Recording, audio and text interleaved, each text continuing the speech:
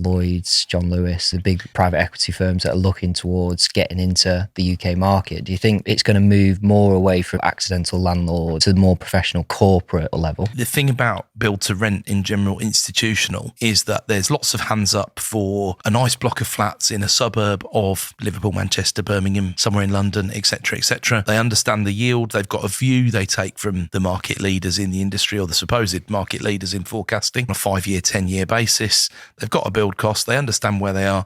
They see it as they've got an index-linked investment, which they like, inflation protection, and hopefully some capital growth over and above that. The difficulty with all of that model is when interest rates are 0 and you can do 3.5% yield, that looks okay. When interest rates are 4 and you can do 3.5% yield, it's a completely different kettle of fish. And then you've got affordability constraints and things like that. Institutions want to build lovely, shiny, ideally as big as possible. Build to rent needs real scale normally. They want additional amenities, things that can really differentiate from the rest of the market.